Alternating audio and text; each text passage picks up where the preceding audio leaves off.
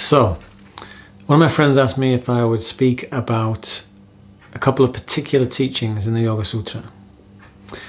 And the teachings he was asking about were regarding the 33rd sutra in the first chapter of Patanjali's Yoga Sūtra, and the section in the second chapter in which Patanjali speaks about the yamas. So I'll talk about what the yamas are when we get to that. But these teachings are, to my mind, having explored the teaching of the sutras quite practically for many years now, in my opinion, they're really the heart of the Yoga Sutra. And 133 outlines what I consider the essential foundational practice of yoga. So what is it? So in Sutra 33, Patanjali, who's the author of the Yoga Sūtra, tells us basically how to behave in the world in order to facilitate the type of clarity of awareness that's going to allow us to be in a state of yoga, to be in a state that is going to be balanced and allow us to operate in the world more skillfully. So, in the Bhagavad Gita, yoga is described as samatva, evenness, and as karma sukhaduḥkhapuṇyāpunyaviṣayāṇāṃ, which means skillfulness in the things that we do.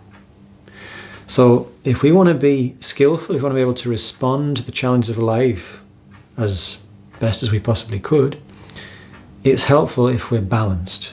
If all the different powers that are resident within us are able to function together in, let's say, a coherent whole.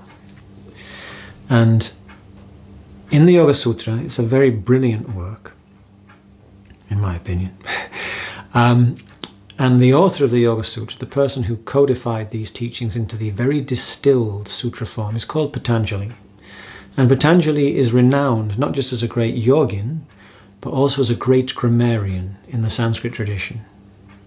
And this is significant because to write a sutra work is not easy. It's very, very concise.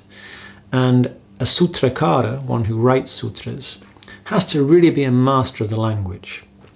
And I mention this because when we come to Sutra 133, which I'm going to speak about, and when we come to the yama section of the second chapter, I'll speak about what yamas are when we get to that, the language and the way that the sutra is presented is very revelatory. It reveals a lot. Because Patanjali, as a great grammarian and a great sutrakara, a great person who was able to write in the sutra form, every syllable counts. So, coming now to Sutra 33 in the first chapter. In the Yoga Sutra, Patanjali begins by saying what yoga is. And we could explore what that means practically at great length. But basically, Patanjali says, yoga is that state in which we bring all the different parts of ourselves into balance and harmony. So that all the different powers of our minds, our senses, our bodies, they all function together in a state that's conducive to clarity, to seeing clearly, broadly, vastly, you might say. They all function together in a state of mutually supportive cohesion that allows us to meet the constantly changing challenges of life skillfully. So one of the classic definitions of yoga in the Bhagavad Gita is that yoga is evenness, balance, harmony. It's that platform of balance and integration that is allowing us to then respond skillfully to the challenges of life, because yoga is also described as karma sukhaduḥkhapuṇyāpunyaviṣayāṇāṃ, skillfulness in the things that we do. So I feel that Patanjali's definition, which in the Sanskrit is chitta-vritti nirodha, is very much in tune with these definitions in the Bhagavad Gita. Because chitta-vritti nirodha, we can translate as chitta means that which is experienced. Vrit means that which rotates, which moves, which cycles. In other words, and chitta is also the realm of our experience, our awareness. And nirodha means a settled, a checked state. So when all the different powers of our awareness, our sense powers, our bodily powers, our mental, intellectual, emotional powers, when their cycles are understood, are acknowledged, are brought into balance and harmony, that's yoga. And in that integrated, balanced state, we can then act in the most skillful way. And Patanjali says we can also recognize our essential nature. But because we have all these myriad powers of awareness, and because the world around us is constantly changing, it's easy to get identified with change and limitation. And so we have to practice constantly, steadily, for a long time, without interruption, in a wholehearted, dedicated, committed way, if we're going to bring about this deep, rehabilitated state of cohesion that is yoga. Patanjali goes on to talk about the effects of practice, and he also mentions certain qualities that are absolutely essential for practice. Another of my favourite sutras, as well as 133, is 120, in which Patanjali says, this state of integration, he's mentioned in the previous sutra that for some people they're born into this state of integration. They don't have to do anything to practice it, it's just very natural for them. So occasionally we have these great beings who are like that, but for the rest of us, this state is preceded by the cultivation of certain qualities.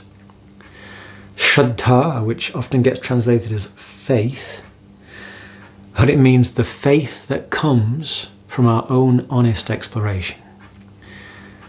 So Eric Schiffman, he's an American contemporary yoga teacher, he describes it as self-trust. Another way that I think of Shraddha is it's that faith, it's that self-confidence, that conviction that comes from wholehearted, faithful exploration, in the arena of our own lives and our own experience. So Patanjali says you've got to have faith.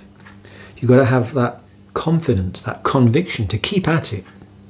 Because to keep looking into the dark recesses of our psyche, to keep exploring, to keep fathoming the depths of who we really are, it's very easy to perhaps go in a different direction. So to keep at it, you need to have faith and conviction. And Patanjali also says you need to have a virya, which is the quality of a vira, a hero. Now, often, if you go to a yoga studio, they don't put this on the door. They don't tell you that, warning, you are embarking on the path of the hero, of the spiritual hero. And once you embark on this path, there's no way back. Once you start walking on the tightrope, the razor's edge, as it's sometimes described, there's no way back. You've got to keep going. However, there's also the idea in the yoga tradition that of course there's no way back. And we don't want to go back.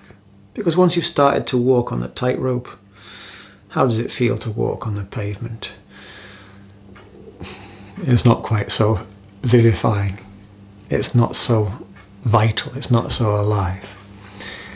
And the idea in yoga is to be able to savor the fullness of life, to live every moment to its own rich completion, so that at the end of the day, we can sleep in peace, we can rest easy, and then greet the next day with enthusiasm, ready to take in its rich learning opportunities. And the idea is that if we can make our life a series of days at the end of which we can sleep in peace, then when that fateful time comes and we have to leave this body, we'll be able to die in peace because we'll feel fulfilled. So this is one of the key ideas in yoga. In order to do that, it requires heroic valor and courage, because often to live according to the dictates of our deep conscience will mean sometimes flying in the face of our conditioned habits and patterns. So you've got to have faith, and you've got to be a hero. And you've also got to remember, you've also got to make a conscious effort to keep learning, to keep probing. And so the habit to cultivate in yoga is the habit of examining one's habits and checking one's motivation. Why am I doing what I'm doing? Am I really acting in accord with my deeper longing, or am I running on autopilot? And he says you've also got to practice, cultivate balance, integration of your awareness. With these qualities, you can cultivate yoga. And Patanjali also mentions the alternative method of cultivating yoga. Now, he's already told us the basic method. The basic method is to invite that integration, which requires diligent, steady, wholehearted, committed effort. It's the cultivation of steadiness. Patanjali defines yoga practice very beautifully. He says it's the effort to foster steadiness. And that effort is continued for a long time, without interruption, in a wholehearted way, with a spirit of commitment. And then it can become firmly rooted and it can grow. And we can deepen that practice.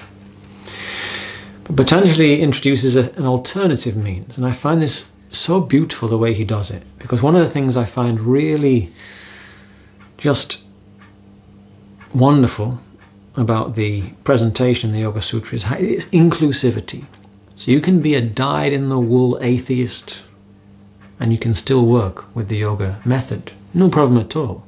You can be a very, let's say, bliss-soaked, ecstatic devotee of theistic persuasion, and you too can work with the yoga method. But Patanjali introduces the idea of Ishvara, or the Supreme, as one of the things we can use to support practice. If you are of that persuasion, then you can offer your actions to that which you consider the highest. And I find this also interesting because that which we consider the highest is pretty open. Patanjali defines Ishvara very beautifully, in a very inclusive way. He says that the Supreme is that which is basically consciousness without limit. Just like us, except without limitation. So one way you can consider Ishvara is basically our highest essence. Or you can consider it as something beyond yourself. But Patanjali basically says it is a Purusha, just like us. It's a conscious being, it's a consciousness, but without limit. It's not limited by having a bodily vehicle or by the laws of karma. And similarly, it's not limited by time or place, like we are. So, if you are of the theistic persuasion, you can use that as a great motivation. There's the idea you can think of, for example, everything I experience is a gift from God, from nature, or however you want to conceive of it. But everything I experience, it comes to me. I didn't do anything about my birth. I'm not responsible for my birth. Yet I'm receiving all these amazing gifts of existence. So let my actions be my way of showing my appreciation to my parents, to the society, to my ancestors, to the forces of nature that are providing me with food and nourishment in so many different ways. So everything is a gift, and everything I do is my way of showing my appreciation for that gift. So if that resonates with you, Patanjali says, Ishvara pranidhanad va. Now this particle va is interesting. It means and, or, in addition. So as well as the cultivation of steadiness, if you like, you can consecrate all your actions by offering them to that which you consider the highest. Now I find this very beautiful because what would it take to consecrate all our actions to that which we consider the highest? Really, I think it's another way of presenting the same idea. Because if we are going to make the constant, steady, wholehearted, committed effort to foster steadiness, that requires great presence and alert attention. Similarly, if we're going to make everything we do an offering, that also requires steadfast presence. So if you are of theistic persuasion, the idea that let me make my actions an offering can be a tremendous help. It can make it much easier to act with that deep consciousness if we feel that we're making an offering. For example, many people experience that if they're cooking just for themselves, they perhaps don't make the same effort as if they're cooking for somebody they love. If somebody that you love a lot, you haven't seen them for a long time, and they're coming for a meal, they like your cooking, you've got perfect ingredients in season, you're going to make a special effort, it's going to taste better. You're going to be more present in the action. So, Patanjali mentions Ishvara Pranidhanadva, and or in addition to the basic practice of the cultivation of steadiness, you could, as an alternative method, as a means to help that steadiness, you could offer your actions to the Supreme. And then after he's defined the Supreme in this very open way, this very inclusive way, Patanjali says, he starts to then basically go into how you cultivate yoga. And this is Sutras 33 to 39. Now Sutras 34 to 39, they all contain the particle va, which means, as I've mentioned, and, or, in addition, optionally, as well. So Sutras 34 to 39, they're all options. And in these sutras, Patanjali basically, in a very vast but distilled way, presents a whole range of possible supports for yogic meditation. So we mentioned that yoga is a state of balance and integration and harmony. So yogic meditation basically rests on the idea of taking what they call in Sanskrit an alambana, an object of support. So giving the powers of our awareness something to orient towards, to gather around, to focus on, which can then invite the whole system to work as a cohesive whole and train the system in the ways of being concentrated, focused, centered, basically being in yoga. And there's a whole lot of options for that. But in Sutra 33, there is no va. So the way I read it, this means there is no optionality about Sutra 33. In other words, Sutra 33 is the compulsory practice. It's the essential yoga practice. So what does Patanjali say is the essential yoga practice? He says, I'll just recite the sutra and then I'll explain it. He says, maitrīkarunāmudito'pekṣānāṃ sukhaduḥkhapuṇyāpunyaviṣayāṇāṃ bhāvanātaścittaprasādanam. So chitta prasadanam, to bring about this clarification of the awareness, Patanjali advocates 4 ways of being, 4 ways of behaving.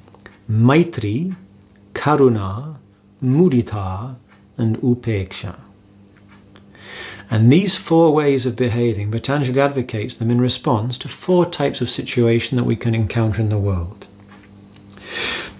Sukha, duḥkha, puṇya, and apuṇya. So first, sukha. So I'll just mention now here about sukham and duḥkham. So sukhaduḥkha, these words are both formed of the Sanskrit word kam with a prefix, su or duḥ. Now kam means space. It's the space in which we exist. It's basically synonymous with the other Sanskrit word akasha, the space in which we exist, in which the elements of earth, water, fire and air exist, in which we have all our experience. We exist in space. And this space is not empty. As the quantum physicists also came to agree, it contains particles that are moving. So this space has a vibrational quality. It contains sound from a certain perspective. And the idea in yoga, in the Indian system, is that when space is agreeable, it's called sukham. When things are easeful, harmonious, balanced.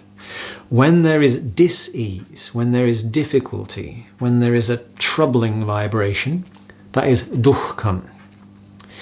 So Patanjali says when things are sukha, when things are agreeable, pleasant, when there's a good vibration, he advocates maitrii.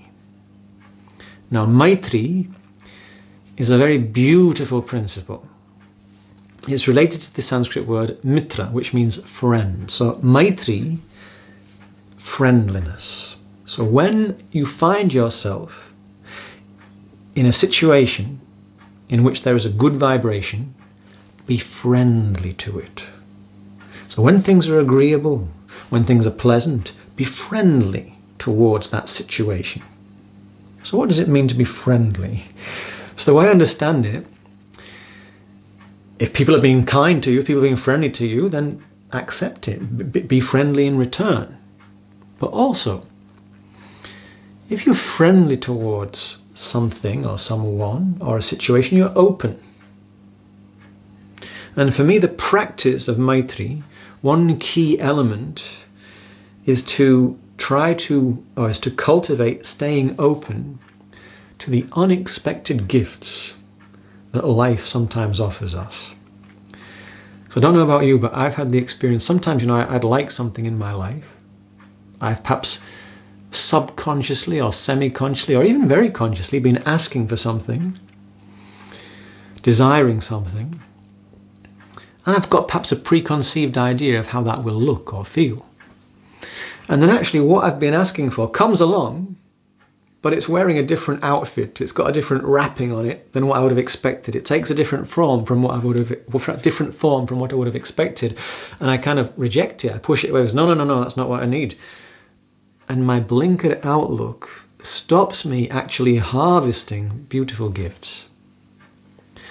So maitrii, definitely be friendly, be open, be receptive, but also be open and receptive to the unexpected gifts of the universe, to things that might take form or be presented to us in ways that are different from what we might have expected. So we have to be deeply present enough to be able to respond skillfully to that which we might not have expected. Also, when things are agreeable, pay attention. Be your own true friend.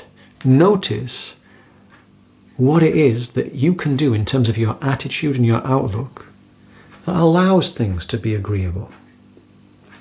So when things are going well, take note. Where am I in this? What can I perhaps do in my life to invite this type of agreeable good vibration to be, let's say, a more prevalent part of my day-to-day? So when things are sukham, good vibration, easeful, pleasant, be friendly towards it.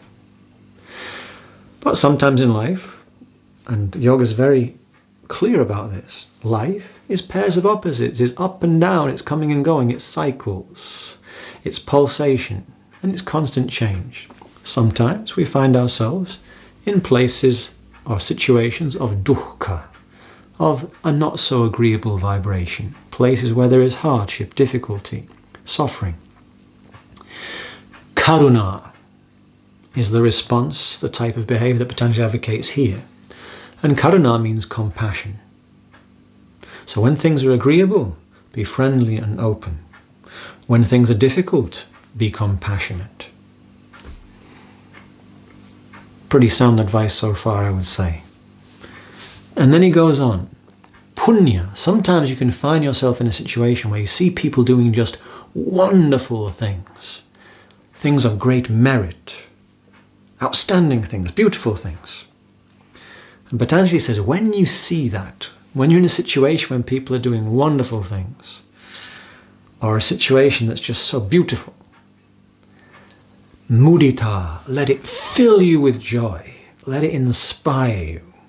So when you see others doing beautiful things, let it lift you up. However, sometimes in life, we also see situations where people are doing things that really should not be done, and we prefer to never have to see. Injustice, tyranny, the horror of the world. Apuṇya, when you see people doing disgusting things, horrific things, what to do, how to be. And Patanjali advocates upekṣa. And upekṣa, the Sanskrit word, is made from the verb ikshate, which means to look closely, to examine. Upa is the prefix, as if from a high vantage point. So upekṣa means to engage with the situation, but as if you're at a remove, as if you've got a bigger perspective. So sometimes when people go to published translations of the Yoga Sūtra, there is an English word that is sometimes used to translate upekṣa, which can be very misleading. And I think this is because the Yoga Sūtra was translated quite a few times in the late 19th century, and many of the translators who produced those translations at that time, they used an English word, the meaning of which has shifted a bit since the late 19th century, and the word they used was indifference. Now, if we in the early 21st century hear the word indifference, often we have the idea of, oh, it means you don't really care. It doesn't make a difference to me. I'm not bothered. I'm not even going to pay any attention to it. But back in the 19th century, to be indifferent was much more the idea of looking at it with neutrality. So it doesn't make a difference to you. And that's really the spirit of Patanjali's injunction to practice upekṣa. The way I understand it, it's much more really equipoise or equanimity. So when you meet horror, be steady. Can you look at it without letting it rob you of your center, without letting it rob you of your capacity to respond skillfully? Because if we face a terrible situation, we get angry, or we get intimidated, or we get sorrowful, or we get very frustrated, what happens to our capacity to respond skillfully? It diminishes significantly. So the idea is, if we practice maitrii, being friendly and open when things are agreeable, when things are good, when things are pleasant, if we practice exercising compassion to the best of our ability whenever we encounter suffering, and whenever we see people doing wonderful things, we let it lift us up, we let it inspire us, how are we going to feel about the world? Well, it's not such a bad place, yeah? And so, when we do meet horror, when we do see things that are terrible, it's going to be a lot easier for us to maintain perspective, to not be overwhelmed by that, but to maintain our center and meet the challenges that that difficult situation, that potentially intimidating situation might offer us from a steady place that's more empowered and is from which we're better able to respond skillfully. And Patanjali says the practice of these four ways of being in these four types of situation, that creates citta prasāda, that creates the clarity of the awareness. And there's no there's no optionality about this sutra. So for me, that indicates that the essential practice of yoga is to respond to reality, to respond to the wider world in such a way that we deepen our own integration and we foster harmony around ourselves. And the lovely thing about this sutra, another beautiful thing about it, as well as it's, to me, immense practicality, because I don't know about you, but I'd like to live in a neighborhood where everybody practiced this, you know? If things are good and people accept it, are open to it, and encourage it, when there's difficulty, people are compassionate. When people do great things, people get inspired by it and celebrate it. And when there's terrible things, people remain calm and steady, and so are able to respond to it more skillfully. That sounds like a great place to live. But another beautiful thing about this sutra is that this sutra is telling us, or it's a way to check, am I in yoga?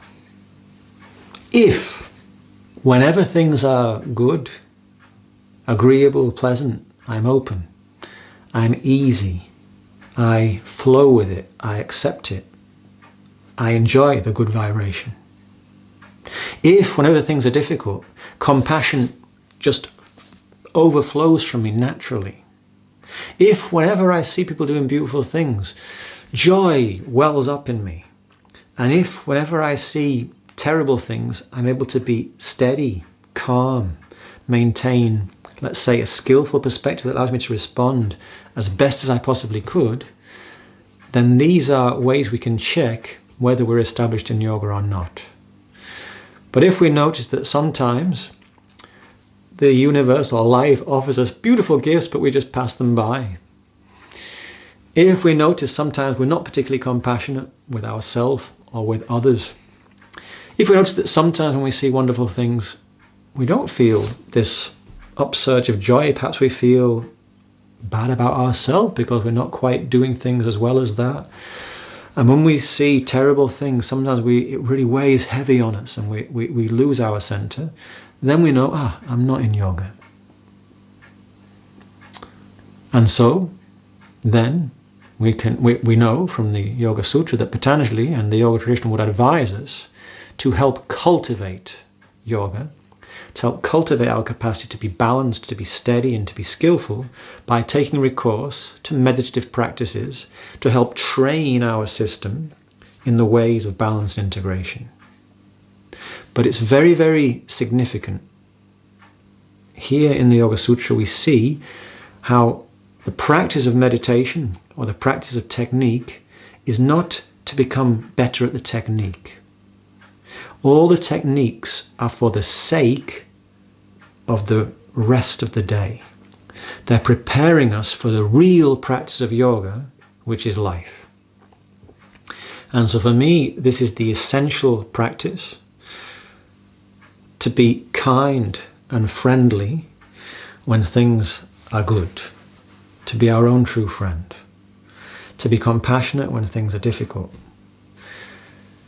to be joyful, to celebrate when things are beautiful, and to maintain steadiness and skillfulness when things are challenging. And this is the essential practice.